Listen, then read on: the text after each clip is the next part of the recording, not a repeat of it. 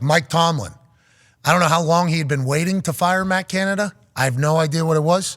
But when he walked into that locker room, he said, play that music. You know what I mean? And it was walk in your trap, take your trap, steal your trap, the whole thing. Tomlin had to be feeling himself for the first time in 59 games. The Pittsburgh Steelers go for 400 yards. That was the stat. That was Matt Canada's entire tenure as the Pittsburgh Steelers offensive coordinator. Every other team had done it at least 3 to 4 times in the entire NFL, but not the Pittsburgh Steelers, not the jet sweep Matt Canada offense, not that we only throw the ball to the perimeter. We refuse to throw the ball over the middle Matt Canada offense. And in his first game, not there, they go for 400. Yeah. Oh. To add a little layer of this guy sucked. It couldn't have been better. Now, they score 16 points, 1 touchdown, 3 field goals. Sure. And a lot of people are going to chit-chat about, yeah, you go for 400 yards. What does that mean if you can't score it? Well, what it means is Kenny Pickett probably went to bed feeling a lot better about himself. Yeah. George Pickens probably felt great. Deontay Johnson needs to hop on fumbles, even if he doesn't see them. But that whole offense just looked like they were having a much better time, had a lot more energy. Naj looked like Jerome Bettis. Yep. And on the flip side, it sucks that the Cincinnati Bengals lost Joe Burrow in the time that they did because they lose Jesse Bates and he flipped the game for the Falcons. Yep. Yeah, balled out. Saints were 3-0 going down to score again and make that thing maybe 10-0 or maybe at least 6-0. Instead, pick 6, complete opposite direction. And the Falcons were able to play Falcons football just from having elite. I mean, that's red zone pick 6. This dude was impossible to beat whenever he was with the Bengals, proving to be an incredible leader for the Atlanta Falcons as well. But you start thinking about this Bengals team, it's like, how many years do they have this window for? And they lose Joe Burrow, look like a completely different team. The Pittsburgh Steelers get a win. We don't have tone, but I assume he's jumping for joy about Matt Canada's offense being exposed for what it was one more time with the first game post-release of that guy. Yeah, it's like the Panthers scoring 40 points next week. Like you get rid of one guy in Matt Canada, and we all kind of looked at it, and they're just trying to figure out, is it Kenny, is it Canada? For that to happen, it's hard to imagine anybody is going to reach out to Matt Canada like, hey, we need you to play. We need you to call plays next year. And those clips that they just ran, it was Muth down the middle for a lot of those yards. Muth like they were 120. Yeah, finally. Career day in yardage and receptions from Muth. Isn't it in the modern NFL, the tight end is like your safety valve. Yeah. Yes. Like, hey, it's the closest ball. It's normally going to be big target. The way the NFL has its rules, can't get killed as much either. So it's almost like the NFL is telling you, hey, this is a position that you should add to your offense and use. There's no way they do that because throwing that ball right there, impossible in the Matt Canada-led offense. Instead, he goes for 120.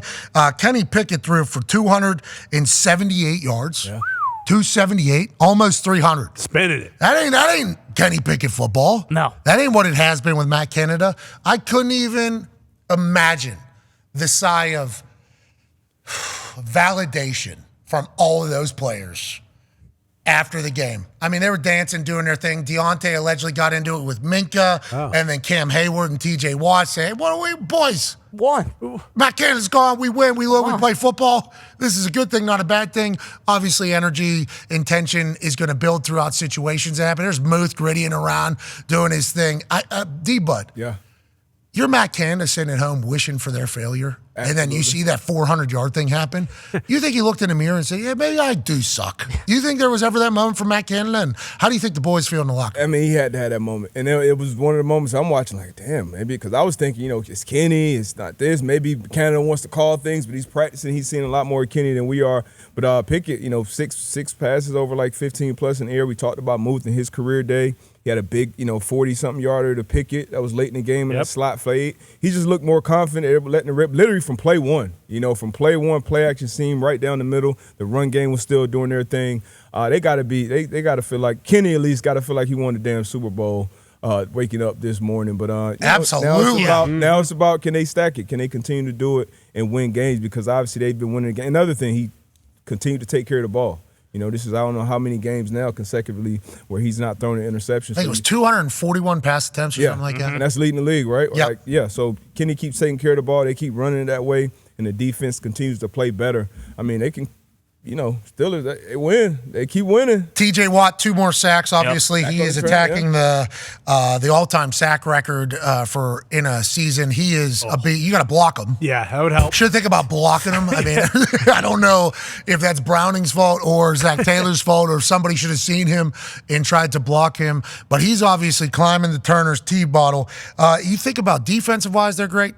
Special teams, Boz goes 3 for 3, 41, 34, and 33-yarder. He scores 9 points. They score 1 touchdown with Naj, who looked like he was damn Jerome Bettis. It's like, why not the Pittsburgh Steelers? One of the reasons might be because the Ravens is in that division as well. Yep. And the Ravens are playing a similar style of football, just a little bit more pretty to it all. What games have we not chatted about? Jags beating Houston. We chatted a little bit about Trevor Lawrence.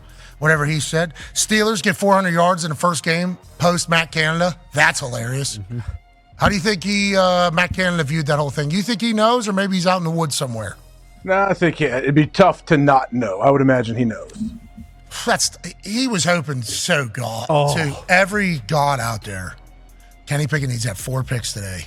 Oh, yeah. They need to go for this first play put him over the edge. It had to when he saw this. Just right down the center. What are you doing throwing to a tight end? Down in the middle of the field? What are you doing? Son of a bitch wouldn't complete that pass last week. I know that. Yeah, I called it. They say I didn't call it. We didn't throw a single ball down the middle, but I called it. And Deontay Johnson doing what Deontay Johnson does and not seeing a fumble, and then them trying to run him out of town and Minka maybe beating him up. Jaylen Warren going crazy. Najee Harris going bananas. I mean, it was an offensive juggernaut for the Pittsburgh Steelers, with Freiermuth having his best day since becoming a pro. AJ has no further thoughts. Nope. Cincinnati Bengals are dead. Are they dead? I love a back and forth game like Are the Bengals dead? Man, it's tough without Joe Burrow, isn't it? Yep. You heard Jamar. It's sad, dude. It's not just tough. It's sad. Don't we think? Like, I think it's sad. It is. Because that team, that city, it was supposed to. They were. Oh yeah. Now we got to deal with another setback for them. It's no fun. It's no fun at all. We feel for you, Bengals fans. We feel for you. TJ had 2 more sacks. Well, and they're trying too. This is the second straight year they've paid offensive linemen to come in and block for him, but not working.